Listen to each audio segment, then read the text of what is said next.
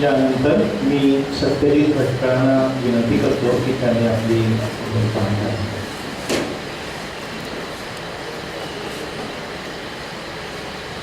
मंच पर उपस्थित मान्यवर और दोस्तों, मैं हिंदी में बात करना चाहूँगा क्योंकि मैं अपने साथ कई हिंदी भाषिक साथी हैं भी हमारे साथ आए हैं और मुझे लगता है कि डॉक्टर दाभोलकर का जो काम रहा है, अनीस का जो काम रहा है, उसकी अहमियत सिर्फ महाराष्ट्र तक सीमित नहीं है, उसकी अहमियत पूरे देश के लिए है. कम से कम यहाँ तक कि मैं कहूँगा कि एक साइंटिफिक टेम्पर की लड़ाई ये सिर्फ हमारे महाराष्ट्र में नहीं, सिर्फ हमारे देश में नहीं, लेकिन कई सैकड़ों सालों से पूरे विश्व में चल रही है.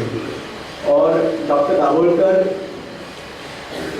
एक ऐसे नायक है जिसमें बहुत बड़े बड़े नाम हैं, जिन्होंने सवाल पूछने की जो जुर्म है उसकी कीमत उन्होंने दी है. तो इसलिए मैं हिंदी में बात करना चाहता था. दूसरी बात मैं ये कहना चाहता था कि महाराष्ट्र को खास तौर से मुझे लगता है कि बहुत अभिमान लगना चाहिए कि अनीस जैसा काम और डॉक्टर दाभोलकर जैसे व्यक्ति इस भूमि में पैदा हुए और इस भूमि में काम कर सके. हाँ, ये बात ज़रूर है कि समाज अधिक असहिष्णु हो रहा है, अधिक असंवेदनशील हो रहा है, लेकिन इसके बावजूद इस समाज में भी ये काम हो सकता है. ये अपने आप में मुझे लगता है हमें कम नहीं समझना चाहिए, क्योंकि जो काम अनीस करता है, रोज करता है, डॉक्टर दाभोलकर रोज कर रहे हैं, जिस प्रकार के सवाल वो रोज पूछ रहा है और जिस माहौल में वो पूछ रहे थे, वो इतने सेंसिटिव सवाल पूछ रहे हैं, इतना रेडिकल काम है ये कि ये काम जन्म लेता है और इतना एक बड़ा आंदोलन बन सकता है. ये अपने आप में एक बहुत बड़ी प्राप्ति है. और इस दुख के क्षण में कभी हम ये भूल सकते हैं कि इस आंदोलन की प्राप्तियां क्या हुई है, इस आंदोलन के कितने बड़े विजय हो गए हैं और इस आंदोलन की वजह से कितने सारे लोगों का जीवन शेप हो चुका है, उनका थिंकिंग शेप हो चुका है.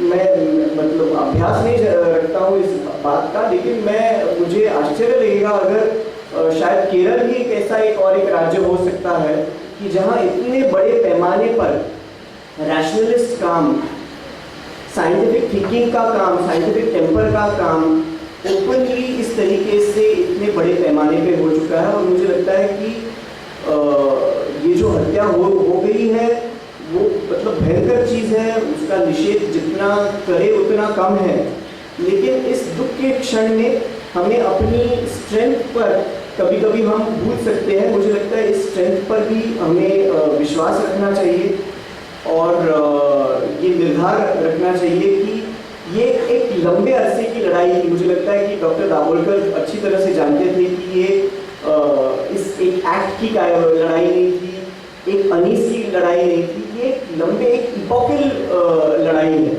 और ये इपोकल लड़ाई सिर्फ भारत में नहीं, सिर्फ महाराष्ट्र में नहीं, ये पूरे विश्व भर में चल रही है. ये रैशनलिस्ट फोर्सेस और जो इरेशनल फोर्सेस है. और मुझे लगता है कि डॉक्टर दाभोलकर का पिक्यूलियर जीनियस ये था कि he was able to engage with the other. उनमें वो ताकत थी कि जो अपने विचार से सहमत नहीं है उनके साथ किस तरह से डायलॉग मेंटेन करें, उनकी मीनानदारस्ती न करते हुए उनके साथ प्यार से, मोहब्बत से किस तरह से बात करें, क्योंकि अंततः प्यार और मोहब्बत से ही वो मत परिवर्तन होने वाला था. तो मुझे लगता है कि ये इस ट्रेडिशन पे मुझे बहुत गर्व है, इस ट्रेडिशन पे मुझे बहुत फख्र है. मैं डॉक्टर दाभोलकर जी से सिर्फ एक बार मिला. प्रभा मावशी जो यहाँ बैठी है उनके साथ मैं 2 महीने पहले बैठा. काफ़ी लंबी मुलाकात हुई थी, करीब 2 घंटे हम बैठे थे. और वो एक मुलाकात में भी मैं जब गया, मैं अभी मराठी में बात करता हूँ क्योंकि तो मंतरलेला क्षण होता, कारण त्याच्याबद्दल मी खूप ऐकलं होतं, पण जेवढं ऐकलं होतं तेवढं कमी होतं. और मैं उस मीटिंग से मैं इतना कई दिनों तक खुश रहा. और हमारी पूरी टीम में, हमारे दोस्तों में, हमारे साथियों में मैंने बड़ी बात की कि एक बहुत बड़े व्यक्ति से मिलने का जो आनंद होता है वो मुझे महसूस हुआ। और मुझे लगता है कि ये विरासत में हमें मिला है, और इस दुख में हमें ये विरासत को भूलना नहीं चाहिए। इस विरासत में डॉक्टर दाभोलकर मैं इतनी अच्छी तरह से जानता नहीं हूँ, लेकिन मुझे लगता है कि वो हमेशा हंसमुख थे, क्योंकि वो जो 2 घंटे हम लोग साथ बिताए वो कंटिन्यूसली वो उनके स्मित हास्य उनके चेहरे पे था। तो मुझे लगता है कि we have to keep the smile within us alive, we have to keep hope within us alive. वो आशा हमारे अंदर जागरूक रखना बहुत बहुत ज़रूरी है। और ये साइंटिफिक बेसिस पर मैं नहीं कह रहा हूँ कि ये क्योंकि हमारी लड़ाई कल यशस्वी होने वाली है, ये चलने वाली है, ये अटल है, ये हम रोक नहीं सकते।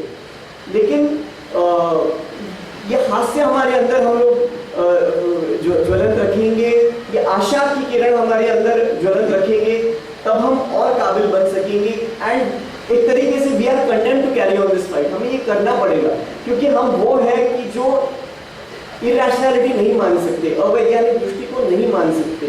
तो ये हमें करना है, और मुझे पूरा आशा है, पूरा निर्धार है कि हम करते रहेंगे। मैं एक बात बताना चाहूँगा कि ये दुखद घटना की वजह से ये काम एक नेशनल स्टेज पे आ गया है, और कई ऐसे लोगों से मैंने बात की है पिछले 3-4 दिनों में जो शायद पहले इस काम के बारे में या डॉक्टरों के बारे में बहुत अच्छी तरीके से नहीं जानते थे, लेकिन सब लोग प्रेरित हुए हैं और चाहते हैं कि अलग अलग तरीके से अपने अपने क्षेत्र में, अपने अपने जगह पर ये काम जारी रखें। और यही बात कह के मैं आप सबका धन्यवाद मानता हूँ। Thank you.